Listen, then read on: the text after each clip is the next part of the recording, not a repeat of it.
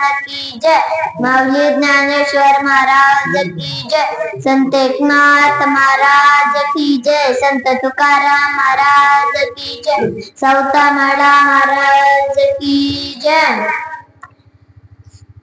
श्री कृष्ण लल्ला की जय, छत्रपती शिवाजी महाराज की जय, धर्मवीर संभाजी महाराज की जय, माझी जाऊ की जय, मपितला बोली बोली जय, मितला पावली चाली जय, निद्रे ही मानू तुझे अवसरे के,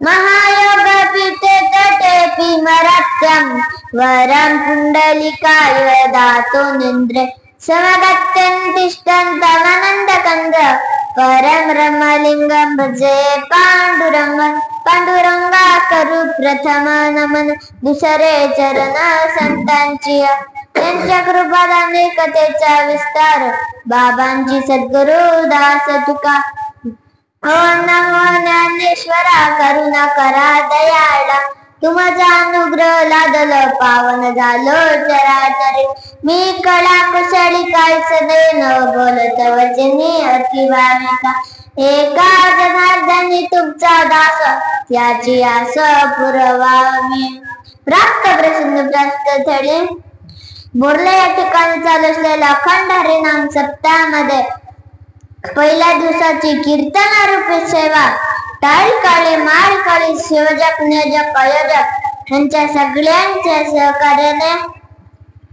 व तसेच मंडपात बसणारे मंडपात न बसणारे, दारू पिणारे दारू न पिणारे, भांडण करणारे भांडण न करणारे, गावाचा विकास कशा प्रकारे यासाठी झटणारे, गाव कसं करता येईल याच्यासाठी रात्रभर लागून हाडाच्या काढ करून कष्ट करणे यांच्या सगळ्यांच्या सहकार्याने व तसेच भरत काकडे व रेवनाथ काकडे यांच्या परिचयातून मी बापा जय हरी रुद्र नागरगोज इयत्ता तिसरे ही प्रवचन रूपी सेवा माझ्याकडे आलेली आहे, आणि ह्या प्रवचन रूपी सेवेसाठी घेतलेला अभंग ओवी ही आळंदी निवासी संत ज्यांच्या पाठीवरती मांडे वाजली एवढेच तर नाही, त्यांनी निर्जीव भिंत चालवली असे थोर आळंदी निवासी संत. आळंदी निवासी संत म्हणजे कोणते संत? तिसरीत कोण? इथं कोणच नाही, तू सांग. आळंदी निवासी संत म्हणजे कोणते संत? टाळ्या वाजवा की. आपल्या गावातल्या लेकराचं आपणच कौतुक नाही तर कोणी करायचं? जाऊन देते शेमडक असं. संत ज्ञानेश्वर मध्ये मग आपल्याला ओवी मध्ये काय सांगतात? मग पितला बोली बोली जे मितला पावले चालू दे, निद्रे मानू तुझे अवसरे के. म्हणजे मग पितला बोली बोली जे आपण मापात बोललं पाहिजे, मितला पावले चाली जे म्हणजे आपण मापात पावलं टाकून चाललं पाहिजे. निद्रे ही मानू तुझे म्हणजे आपण मापात झोप घेतली पाहिजे. अवसरे के हे आपण सगळं पाळलं पाहिजे, पण आपण पाळत नाहीत. पण आपण हे पाळायलाच पाहिजे. आणि हा शब्द ही प्रवचन रूपी सेवा हे सणांचा राजा महिन्यांचा राजा हा म्हणजे श्रावण महिना. कारण त्याच्यात जास्त सण येतात. कोणकोणते सण येतात सांगतो तुम्हाला. नागपंचमी, नारळी पौर्णिमा, रक्षाबंधन, कृष्ण जन्म, स्वातंत्र्य दिन, गोपालकाला, बैल पोळा हे 7 सण येतात. तसेच तुम्हाला एक उदाहरण देखील सांगतो. एकदा होता बैल पोळा आणि 2 नवरा बायको होते. ते मुंबई मधलेच होते, पण नवरा होता तो बोरल्यामधूनच निघाला होता. त्याला सगळं माहित असणार बैल पोळा कधी असतो, कधी काय असतं. मुंबईमध्ये तरी शेती असली तर ट्रॅक्टरनेच करतात. तिकडे एक बैल सुद्धा सापडणार नाही. मग ते आले जामखेडला, कारण सेल लागले दुकानाला. मग आले ते आणि बघितलं तर सगळीकडे बैल नेतात, पुरणपोळी चालतात. तेवढा त्याच्या बायकोने आज इतकं बैलांना नटवीत कमून रंग कमून लावते, शिंगांना रंग कमून देते. तेवढ्यात ती नवरा म्हणला की अग हा बैल शेतकऱ्याला हात लावून मेहनत करतो, त्याच्यासाठी कष्ट करतो, म्हणून त्याचा आज दिवस असतो, बैल पडला. ती म्हणाली म्हशीचा सण कधी असतो, ती दूध देते ना. नवरा तर लई चाटर, त्याने असतो की त्याने कोणता असतो ते लिखून झालं, त्याने कोणता काढलाय का, त्याने लवकर सांगा ना. त्याड्यात नवरा म्हणतो म्हशीचा सण असतो मकर संक्रांत. तिला लय राग येतो, हे कुणाचा सण असतं. ती म्हणाले आपण याला पुढे गेल्यावर फसवायचं, पुढे दिसला गाढ. ती म्हणाली बघा तुमच्या पाहुणे चालू थांबा, राम राम घाला. नवरा चॅप्टर होता, ते म्हणाला आपले पाहुणे निघून चाललेत, लवकर उतर लवकर उतर. आणि ते उतरला आणि म्हणाला राम राम सासरे बुवा. तिच्या बायकोचं डोकंच इकडे फिरलं असं. आणि हा पहिला दिवस आहे, आणि पहिला दिवस असल्यावर पहिला दिवस एकदम चांगला झाला पाहिजे, म्हणजे म्हणून आजची प्रवचन रूपी सेवा मी एकदम पाठ पाडतो. आणि पहिल्यांदा तुम्ही वकील साहेबांना फोन केलता आणि म्हणलं तुमच्या मुलाचं आम्ही प्रवचन ठेवत का, कीर्तन ठेवतात का, कारण कीर्तनाला माळ जास्त मिळतं आणि जास्त भक्ती असते ना, ती म्हणजे प्रवचनातच असते. तुमच्या गावातल्यांनी उलट करा, प्रवचनाला पैसे, प्रवचनाला माल जास्त द्या, कीर्तन करायला कमी. सगळे जण प्रवचन मागते, पण जास्त त्याच्या भक्ती असते, आपण तेच घ्यायला पाहिजे. जे माल जास्त मिळते त्याच्यावर काही नसतं. आता कीर्तन आपण ठेवलं आणि लगेच सगळे म्हणाले आम्हाला कीर्तन द्या, आम्हाला कीर्तन द्या, कारण त्याला माल जास्त मिळतो डबल. प्रवचनाला पैसे जास्त करा, आम्हाला प्रवचन ठेवतात का, आम्हाला प्रवचन ठेवतात का, म्हणून तुमच्या गावातल्यांनी उलट करून टाका. तसंच तुमच्या मनामध्ये, तुमच्या सर्वांमध्ये अतिशय सुंदर भाव आहे तुमच्यात, असा भाव आहे की तसा भाव कृष्णाने द्रौपदी मध्ये होता. पण आपल्या गावातला भाव नाही. एखादा दिंडीत गेला त्याच्या राने झुडूप ठेवत नाही, एखादा सप्त्यात कीर्तन ऐकायला गेलं, आता पावसाळ्यात चालले गच्च भरलेली विहीर अर्धच करून टाकतो, सगळं पाणी आपल्याच विहिरीत. तसला भाव नाही द्रौपदी आणि कृष्णा मधला भाव. तसंच तुम्हाला एक उदाहरण देखील सांगतो. उद्धव आणि कृष्ण बोलत होते, तेवढ्यात उद्धव म्हणतो अरे तू जास्त द्रौपदीवर लाडकम करतो, सुभद्रेवर कमी नाही. कृष्ण म्हणतो नाही रे, दोघींवर सारखं करतो. ते म्हणाला नाही दादा, तू जास्त द्रौपदीवरच करतो. ते म्हणाला तितकं सांगतो तर मी खरंच द्रौपदीवरच जास्त करतो. तेवढ्या ते म्हणाला पण कमाने करतोस. तेवढ्यात ते म्हणला की तेवढ्यात ते म्हणतो की चल तुला मी तोंडाने सांगू का, दाखव. त्यांना दाखवच. ते दोघं सुभद्रेचे माले जातात, इकडं अशी मशीन इकडं आहे, पण इतकं टुकं खाऊन लागतात. त्याकडे होत्या अशी मशीन आता काय पण तर नाही. ते जातात आणि कृष्ण म्हणतात खूप भूक लागली, काहीतरी जेवायला दे ना. तेवढ्यात ती 4 सफरचंद आणि 1 चाकू देते.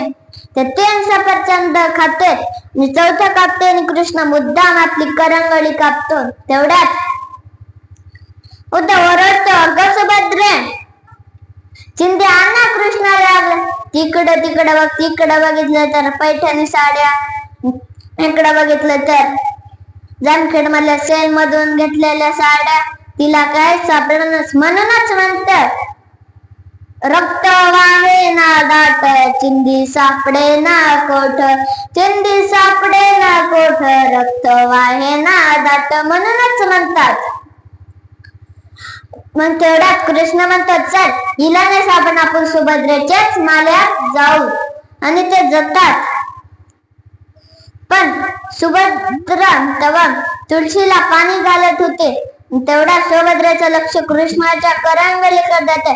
ती जोरात आपला साडीचा पदर फाडते न कृष्णाच्या बोटाला लावते. न कृष्ण म्हणतो याला म्हणतात तसा भाव की तुमच्या सर्वांमध्ये आणि आज कोणाचाच कोणावर विश्वास राहिलेला नाही. बहिणीचा भावावर नाही, भावाचा बहिणीवर नाही, आईचा वडिलांवर नाही, वडिलांचा आईवर नाही, नवऱ्याचा बायकोवर नाही, बायकोचा नवऱ्यावर नाही, भावाचा बहिणीवर नाही, बहिणीचा भावावर नाही, आईचा मुलीवर नाही, मुलीचा आईवर नाही, वडिलांचा मुलीवर नाही, मुलीचा वडिलांवर नाही, आईचा मुलावर नाही, मुलाचा आईवर नाही. आज कोणाचाच कोणावर विश्वास राहिलेला नाही. पण मातीतला राजा होऊन गेला. छत्रपती शिवाजी महाराजांवर दुश्मनांचा देखील विश्वास होता. तुम्हाला उदाहरण सांगतो. छत्रपती शिवाजी महाराज एके दिवशी असंच सिंहगडावर सगळ्यांना घेऊन गेले असंच फिरायला. आणि हीच बातमी औरंगजेबाला कळते. त्याचाच मामा शाहिस्ते खान तो लगेच त्याला पत्र पाठवतो. शाहिस्ते खान लगेच येतो आणि म्हणतो, काय काम आहे, कमून तुम्हाला बोलावलंस? तेवढे ते म्हणतो, अरे छत्रपती शिवाजी महाराज सिंहगडावर गेले, लाल माल मोकळाय, तू जाऊन ताब्यात कर. तो नको तितके सैनिक नेतो, हत्यार नेतो आणि तिथं जातो. आणि शिवाजी महाराजांना हे कळलं की हो दारू पितोय, बाया नाचतोय, खातोय, पितोय, झोपतोय, घोरतोय. हे जसे शिवाजी महाराजांना कळलं, त्यांच्या रागाने लाल लाल डोळे झाले. त्यांनी ठरवलं की आपण याला पळून लावायचंच म्हणजे लावायचंच. ते नुसतं विचार करे बसले, इकडं तिकडं नुसतं विचार. तेवढ्यात त्यांच्या डोक्यात एक युक्ती आठवते की आपण खुटीवरच काढून तिथे जायचं. पण रात्रीच्या 12 वाजता जायचं, कारण नव्हतं झोपलेलं तसं. पण तेव्हा घड्याळ नव्हते, मोबाईल नव्हते, आयफोन नव्हता. कधी 12 वाजतात, कमून वाजतात, कशाला वाजतात हे त्यांना आकाशात बघितल्यावर कळायचं. चंद्रमाथ्यावर आलं की म्हणायचं रात्रीचे 12 वाजले. चंद्रमाथ्यावर आले की ते गेले, तिथं हमला केला. सगळीकडे तलवारांचा खणखणाट आवाज येऊ लागला. शिवाजी महाराज गेले लाल माल्याच्या आतच. आणि तेवढ्या शाहिस्ते खान म्हणतो, कोण आलेत का रात्री? इतका आवाज कमी येतो. बाहेर बघितलं तर छत्रपती शिवाजी महाराज रागाने लाल लाल डोळे होते, हातामध्ये तलवार होती, धार होती. तिकडं तिकडं पळतोय. तेव्हाच त्याला दिसली खिडकी. त्या खिडकीतून टाकताच त्याचे बोट अडकले. छत्रपती शिवाजी महाराजांनी त्याच्यावरच वार केला. तेवढ्यात तुझी बहीण म्हणाली, भैया मेरे बेटी को बचाओ, भैया मेरे बेटी को बचाओ, दुश्मन आए, दुश्मन आए. तेवढ्या सर्जक डरमा शिवाजी कभी नारी को हाथ नहीं लगाते, तुम सिर्फ भाग जाना. म्हणूनच म्हणतात, एकच राजा इथे जन्मला शिवनेरी किल्ल्यावर, एकच राजा इथे जन्मला शिवनेरी किल्ल्यावर. माझ्या देवाचं नाव गाजतंय गड किल्ल्याच्या दगडावर, माझ्या देवाचं नाव गाजतंय गड किल्ल्याच्या दगडावर. सुंदर स्वराज्य निर्माण केले तलवारीच्या धारेवर, तलवारीच्या धारे. औरतेसाठी वार छेनले आपुल्या निधड्या छातीवर, आपुल्या निधड्या छातीवर. प्राणप्रमाणे लढले मावरे भारताच्या राजावर. एकच राजा इथे जन्मला शिवनेरी किल्ल्यावर, एकच राजा इथे जन्मला शिवनेरी किल्ल्यावर. माझ्या देवाचं नाव गाजतंय गड किल्ल्याच्या दगडावर, माझ्या शिवरायाचं नाव गाजतंय गड किल्ल्याच्या दगडावर. आठवण येते मना मनातून भगवा झेंडा दिसल्यावर, भगवा झेंडा दिसल्यावर. ओ जात पातना धर्म मागेला, जगाला तो माणुसकीवर, जगाला तो माणुसकीवर. पुन्हा एकदा जन्म घ्या अशीच शिवबा हृदयावर, अशीच शिवबा हृदयावर. एकच राजा इथे जन्मला शिवनेरी किल्ल्यावर, एकच राजा इथे जन्मला शिवनेरी किल्ल्यावर. माझ्या देवाचं नाव गाजतय गड किल्ल्याच्या दगडावर, माझ्या देवाचं नाव गाजतय गड किल्ल्याच्या दगडावर, माझ्या शिवरायाचं नाव गाजतय गड किल्ल्याच्या दगडावर. ओ एकच राजा इथे जन्मला शिवनेरी किल्ल्यावर, माझ्या शिवाचं नाव गाजतय गड किल्ल्याच्या दगडावर, माझ्या शिवाचं नाव गाजतय गड किल्ल्याच्या दगडावर. बोला छत्रपती शिवाजी महाराज की. माझ्या कानात त्यावर गेला डबल वाला छत्रपती शिवाजी महाराज की. आताशी गेला पण शिवाजी महाराजांच्या किल्ल्यावरच न गेला, शिवनेरी किल्ल्यावरच आज नाही गेला. डबल वाला छत्रपती शिवाजी महाराज की. आता सगळं तर स्वतःसाठी टाळ्या वाजा. आणि आपलं हित कशात आपल्याला कडलं पाहिजे. डॉक्टरांचं पेशंटला नीट करण्यात आहे, महाराजाचं कीर्तन प्रवचन करण्यात आहे, शेतकऱ्याचं धान्य पिकवण्यात आहे, हे त्यांचं हित आहे. आणि तसंच आपल्याला संत तुकाराम महाराज देखील सांगतात, आपुल्या आईचा आदर्श जागता धन्य माता पिता तयाच्या, कुलिगणना पुत्र अति जय सात्विक तयाचा हरिक वाटे देवा, मिता दागत करीती श्रवण अखंड चिंतन विठोबाचे, तुका म्हणे माझ्या घडत्यांची सेवा तरी माझ्या दैवा पार नाही, कुलिकन्या पुत्र होती जय सात्विक तयाचा हरिक वाटे देव. असं संत तुकाराम महाराज आपल्याला ह्या अभंगात सांगतात. तसंच तुम्हाला एक उदाहरण देखील सांगतो.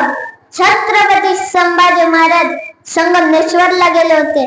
हीच बातमी जवळच्यांना कळली, त्यांच्या घरातल्यांनाच कळली, हे आपल्या इकडं येणार आहे. न्यायालय की 2-3 दिवसांनी ते लगेच मुघल सैनिकांकडे गेले. त्यांना सांगितलं की छत्रपती संभाजी महाराज संगमेश्वरला आले, आता तुम्ही हमला करू शकता. तुमच्याकडे खूप मोठे सैनिक ऐकलेत आम्ही, पण किती आहे. तेवढ्यात त्यांनी सांगितलं की 2 लाख. आणि ते सगळे संगमेश्वरला गेले. जवळच्यांनी सांगितलेलं, त्यांच्या संग झोपणाऱ्यांनी सांगितलेलं, मी सांगितलं ते आले तिकडं. मग तेव्हा ते त्यांच्या गच्चीवर होते आणि ते तलवारींना धार करीत होते. आणि तेवढ्याच एकाने दुर्बीण आपल्या हातावर घेतली आणि दुसरीकडे बघत होता. तेवढ्यात त्याला दिसलं की मुघल सैनिक इकडे तिकडं भिंती आहे संगमेश्वर मध्येच. त्यांनी लगेच गेले आणि युद्ध करायला लागले. 2 लाख सैनिक लढतात खूप जोर लावून लढतात. पण अचानकच घोर झाला. एक सलग सगळे मारले गेले, फक्त एक जिवंत होता. टोटल सगळे फक्त मोजून एक जिवंत, त्याचं नाव कवी कलश. फक्त तोच एकटा जिवंत होता. मग दोघांना साखर दंडात पकडला, पण युद्ध करता कुठं चालले काहीच पत्ता नाही. आंबा घाट मधून त्यांना साखर दंडाने घालून वडीत वडील तुळजापूरला नेलं. तुळजापूरला नेल्यावर त्यांना लटकवण्यात आलं. लटकवल्यावर औरंगजेब म्हणतो, अरे धर्म बदल. नाही धर्म बदलणार. अरे तुला जीवदान देतो, धर्म बदल. नाही धर्म बदल. तुझ्या कवी कलशला आणि तुला पण जीवदान देतो, धर्म बदल. नाही धर्म बदल. माझे पोरगे देतो तुला, धर्म बदल. नाही धर्म बदलणार. अरे माझी पोरगीच तर नाही, माझ्या पोरगी संग लग्न करून देतो, धर्म बदल. माझी मुलगी नाही तर पोरगी शब्द ऐकला असताना आपल्या इथला असताना लगेच पडून गेला असतं. असं वाटतं. संभाजी राजांनी अजिबातच धर्म बदलणार नाही. त्यांच्या अंगावर मीठ लावलं, त्यांचा थरथर झालं. ते म्हणाले, आता तरी धर्म बदल. नाही धर्म बदलणार. तेवढ्यात कवी कलशला राग आला. ते म्हणाले, हाथी घोड़े दो तलवारें होश तेरी सारी है, जंजीरों में जो खड़ा राजा अभी सबसे भारी है. आला पकडलं, ते दुसरीकडे नेलं आणि त्याचं लगेच मुंडका छाटला आणि त्याचा मृत्यू झाला. आणि त्याचा मृत्यू झाल्यावर संभाजी राजाचे एक दिवस एक काम असं 40 दिवस करत राहिले. एक दिवस एकच दात, एक दिवस एका हाताचं निसते एवढे एकच न काढायचं. असंच एक एक एक एक 2-3 दिवसातच 40 दिवसातच त्यांचा मृत्यू झाला.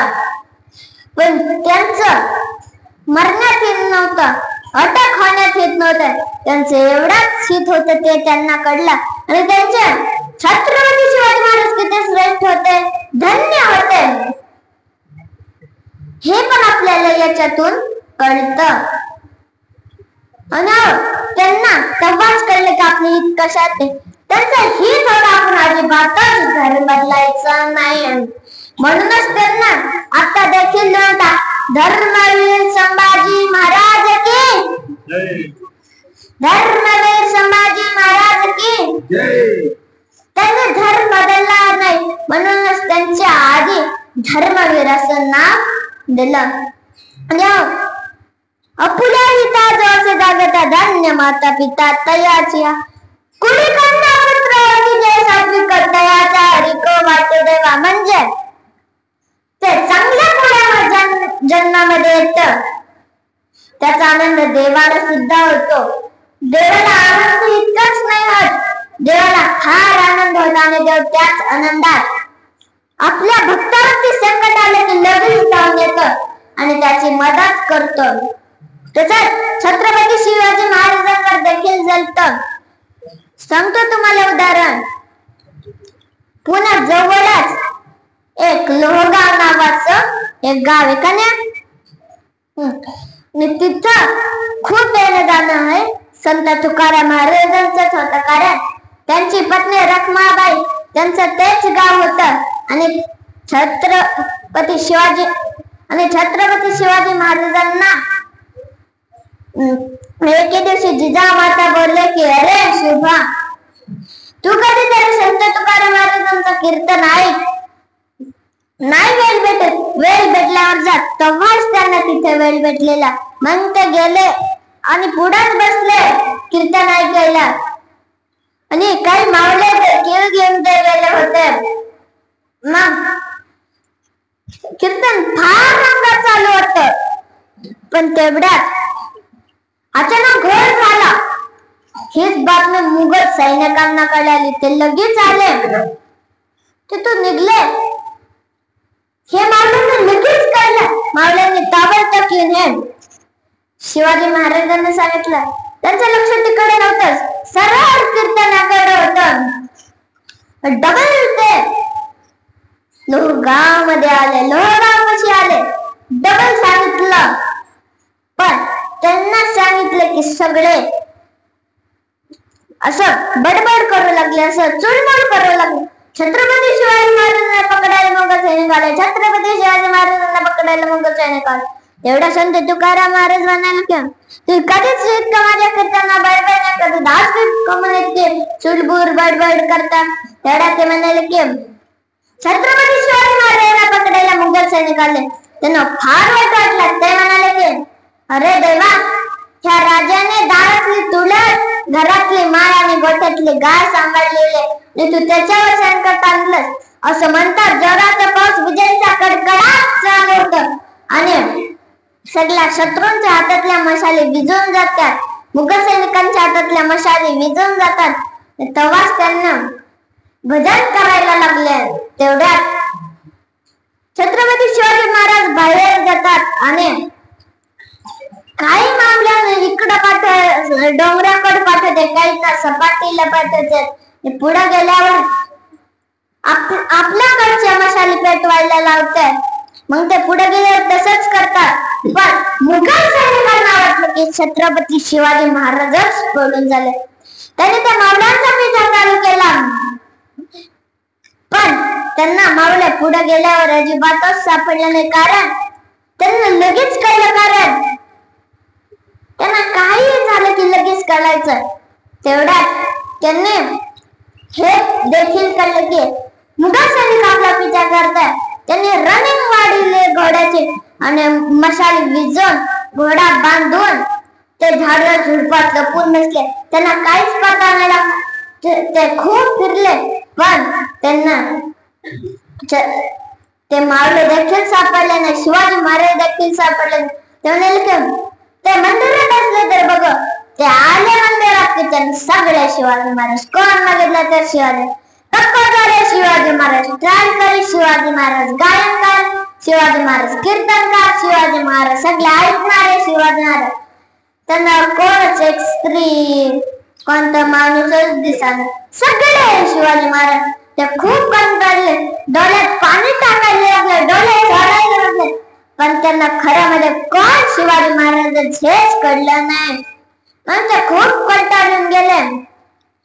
कारण हे गमन झालं. कारण संत तुकाराम महाराज कारण शिवाजी महाराज चांगल्या कुलामध्ये सात्विक कुलामध्ये जन्माला आले आणि त्याचा आनंद संतांना झाला आणि संत लगेच धावून त्यांच्या मदतीला आले.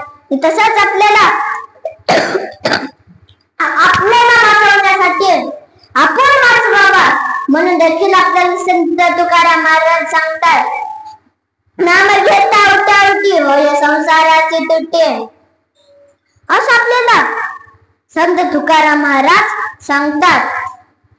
आणि कधीच राग नसतो द्यायचा. काही रागाच आणायचा नसतो. तसंच तुम्हाला एक उदाहरण देते संत एकनाथ महाराजांचं. त्यांच्याच गावात काही ब्राह्मण राहत होते. त्यांनी ठरवलेलं का पुन्हा एकनाथाला राग आणवायचा म्हणजे आणवायचा. तो खूप प्रयत्न करायचे पण ते सगळे फेलच जायचे. त्यांना एक दिवस आठवली. मग त्यांनी काय केलं सांगू. एक मुस्लिम चालला होता. त्याने त्याला लगेच रोखवलं आणि सांगितलं अरे आमचं काम करशील का. त्याने हा काही सांगा मी करायला तयार. त्याने सांगितलं एकनाथ नावाचा एक माणूस आहे त्याला अजिबात राग येत नाही तू त्याला आणायचाच काही करू. तेवढं त्याने मग आपल्या शेतीमध्ये तितके पाणी ते सगळे तोडिले आणि ते तिथं आंघोळ करते ते तिथं गेला. संत एकनाथ महाराज आले की त्यांच्या अंगावर थुकायचं. 1 2 3 4 5 वेळेस सुद्धा नाही केलं. 108 वेळेस केली तरी त्यांना राग नाही आला. 109 वेळेस तो थुकायला गेला की त्याच्या तोंडात भला रक्त येऊ लागलं. तेवढ्यात संत एकनाथ महाराज म्हणतात काय झालं तुम्हाला. तुम्ही माझ्या अंगावर 108 वेळेस थुकला म्हणून तुमच्या तोंडात रक्त येत आहे ना. चला आपण घरी गेल्यावर मान लावूया. म्हणूनच म्हणते एवढं अंगावर ती तुकला प्रसाद देवना मुक्त झाला. आणि आपल्याला संत ज्ञानेश्वर महाराज देखील सांगतात चंद्र ते चंद्रिका शंभू ते अंबिका संत ते विवेकासने की जय. म्हणजे चंद्र ते चित्र म्हणजे तिथे चंद्र असते तिथं चांदण्या असतात. शंभू ते अंबिका तिथं महादेव असतात तिथंच पार्वती असते. संत ते विवेकासने की जय.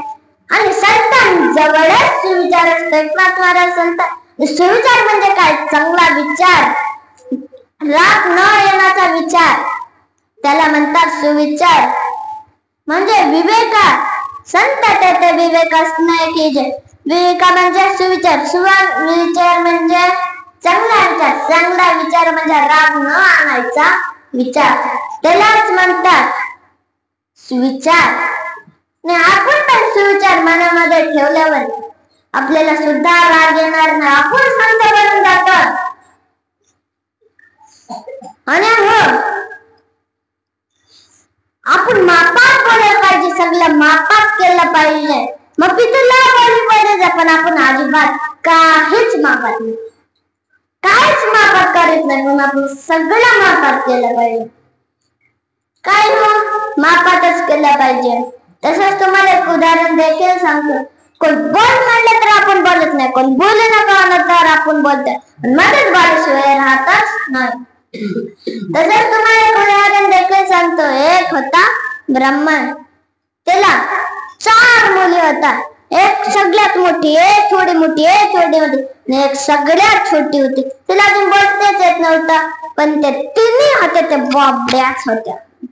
आणि तसाच एके दिवशी ब्राह्मण म्हणला की आता मी 4-5 महिने दुसरीकडे चाललोय, तुम्ही तुमचं रक्षण करा. आणि तो जातो दुसरीकडे, दुसऱ्या राज्यात, तिथे 4-5 महिने राहतो. त्याची ती छोटी मुलगी होती, ती अजून मोठी झालेली होती. मग ब्राह्मण येतो, झोपाळ्यावर बसतो आणि 2 मुली अंगणात खेळत होत्या. तो विचार करतोय की छोटी मुलगी तरी चांगले बोलत आहे, तो थोडा हास्य करतो की तेवढ्या ती ओरडते, आई ग मला मुंगा चावदा दे, चावदा. बिचारा ब्राह्मण कपाळालाच हात लावतो आणि तो डबल 4-5 महिन्यांनी बोलवतो. त्याची छोटी मुलगी अजून मोठी झाली होती आणि तो बोलवतो आणि सांगतो की आता तुमचं लग्न लागणार आहे, तुम्ही अगदी गप्प राहायचे, खबरदार कोण बोलल्यावर. तेवढं ते म्हणते बरं आम्ही नाही बोलणार. मग ते म्हणतात आणि आले की पाहुणे जेवायला. त्यांनी रांगोळ्या काढलेला, मेणबत्त्या लावलेले, एकदम धर्मात जेवण केलं. पाहुणे आले, जेवायला बसले, 1 जणांनी झाली. वांग्याची भाजी काय खमंग झाली, दुसऱ्या म्हणतोय श्रीखंड असला पक्कड झाले, काय सांगू. एक जण केशराचा वास कसा घमघमतो, एक जण वडे असे सुरेश झालेत, काय सांग. आणि एक जण तो कळे असली मस्त झालीये, फक्कड झाली आहे, नुसतं वाटी मागून वाटी नुसती काळीच पिऊ वाटती. तेवढ्या छुटीला काय रावे ना, आपल्या जेवणात इतकी स्थिती झाली ना, आपल्या तोंडाला कुलूप. ते नाही आता मी बोलणारच. तेवढ्यात ते म्हणते छान पदार्थ काही जिया खोबा घट्टाय म्हणून झाले. आणि दुसरी मोठ्याने म्हणते बाबा बोलू नको म्हणले, तरी बोलले. तिसरा ती बोलली तर बोलली, तू कशाला बोलले. चौथी बोलते ही बुई, मी नाही बुई, मी आपली गप्प उभी आहे. असं 4 जण एके मुला 3 जण बोलला, मग 4 जण बोलले. 4 जणांचं लग्न तर चाललं नाही आणि ते खो असल्याने आपल्या घरी निघून गेले.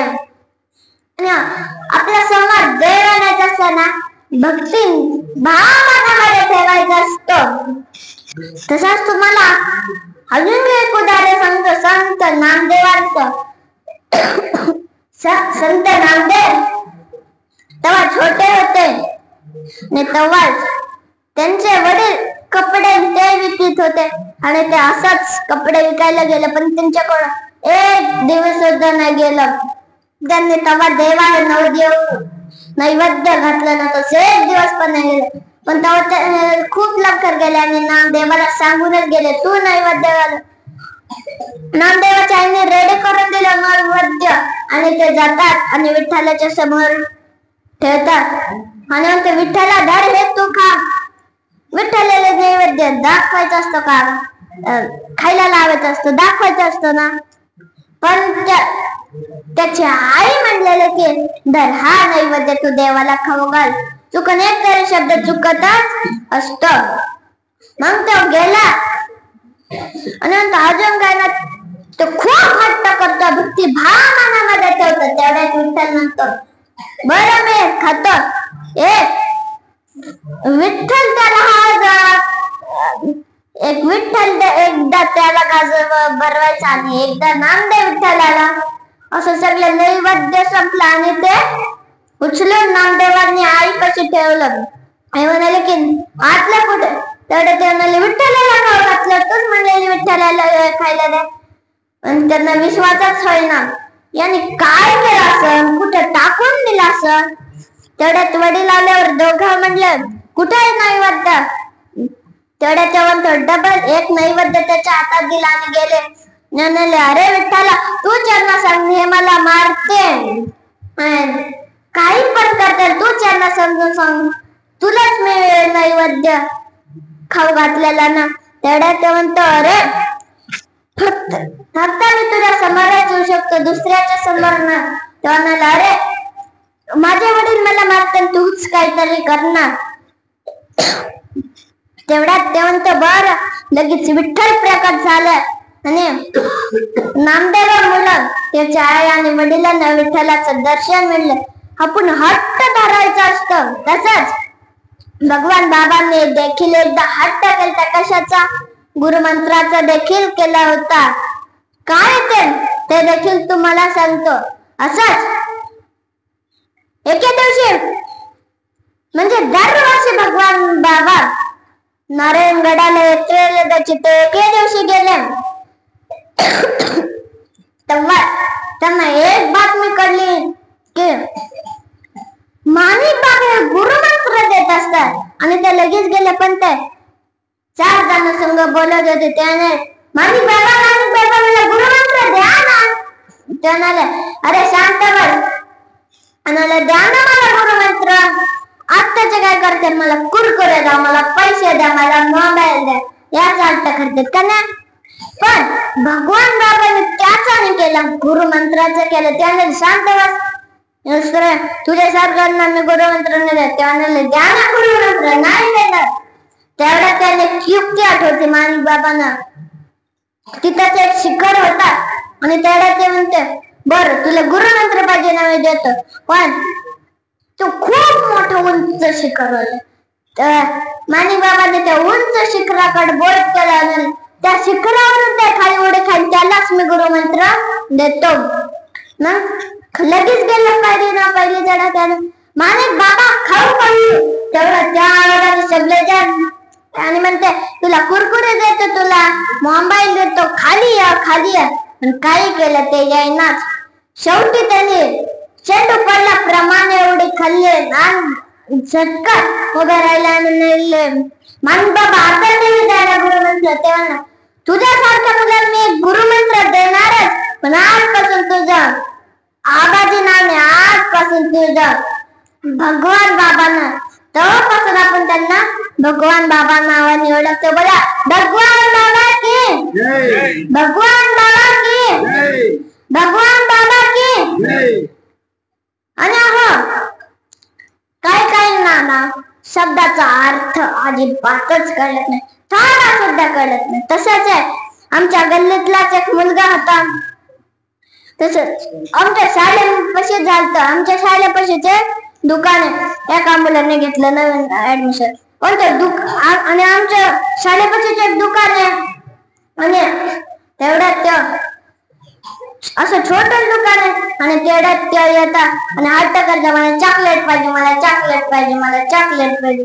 तेवढ्यात वडिलांनी 2 चॉकलेट घेऊन दिले आणि आत गेले. शाळा सुटली. वडील आले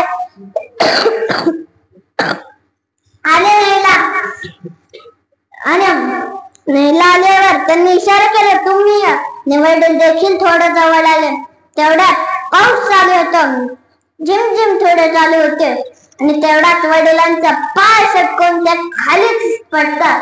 आणि खाली पडल्यावर आई उचलायला जाते. तेवढ्यात मुलगा, आई पप्पाला नको उचलत, आई पप्पाला नको उचलत, आई पप्पाला नको उचलत.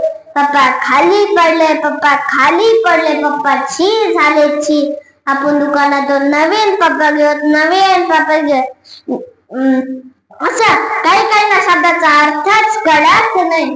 तुम्हाला पण नाही कळलं. बरं, आपण पुरुष म्हणून एकावर एक तुम्हाला सांगतो. एक होता दारुडाच. आणि दारुड्याचं काही खरं असतं का? तर नाही. ते होता दारुडा. पावसाळ्याचे दिवस होते. एक बॉटल आणली, आल्या घरी झुलत. मग तेव्हा मध्येच पाऊस चालू झाला.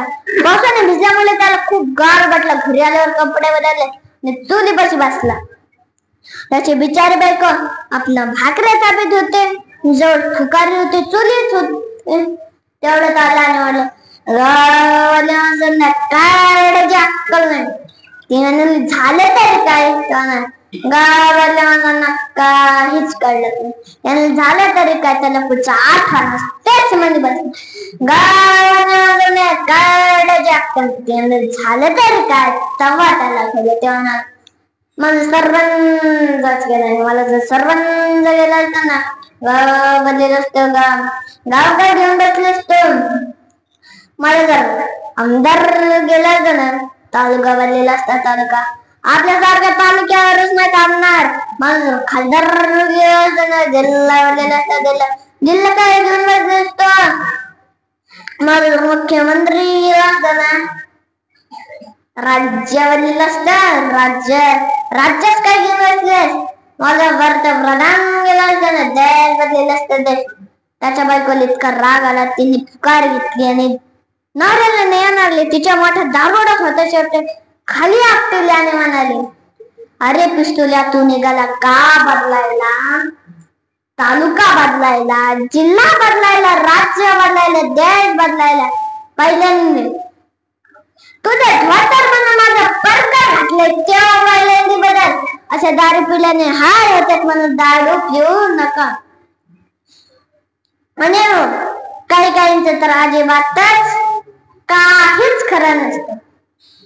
तसंच अजून एक गडीच होता, म्हणजे 2 गडी होते.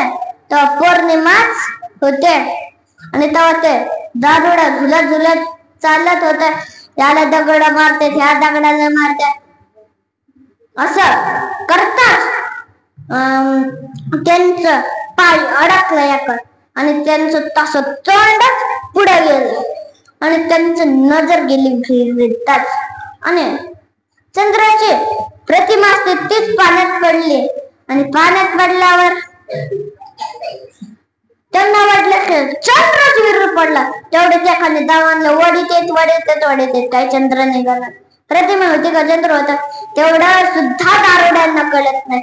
वडीत येत शेवटी ते दाव खडकालाच अडकले. त्याला आला तेवढं इतकं जोर लावलं की दोरच तुटले. असे तुटले की ते जोर पालते पडले. त्यांची नजर गेली आकाशात आणि त्याने काढला का नाही आपल्या पठ्याने चंद्र. चला आता बाबूरावकडून पुरस्कार घेऊया. असं दारुड्यांना काहीच कळत नाही म्हणून का ते दारू पिऊ नका आणि दारू आणि वादविवाद देखील करू नका. आणि तसंच तुम्हाला अजून एक उदाहरण सांगतो. एक होता माणूस आणि त्याचं दुखत होत आणि तो गेला दवाखान्यात. डॉक्टरांनी त्याच्याकडे एक औषधची बॉटल दिली आणि तेव्हा त्याने घातले खिशात आणि त्याने वाचलेलं होतं त्याच्यावरती, जेवण झाल्यावर 2 चमचे घ्या. मग तेव्हा आला हॉटेलमध्ये जेवायला गेला. कोणाचं दुखत असलं ते हॉटेलमध्ये कधी जाताना बघितलं तुम्ही नाही, पण तो हॉटेलमध्ये गेला जेवायला. जेवला तिथं 2 चमचे दिले होते. एक मॅगी खायला आणि एक गुलाबजामुन खायला. त्याने 2 चमचे धुतले आणि खिशात टाकले. ते त्याला मॅनेजरने बघितलं, याने माझे 2 चमचे घेतले.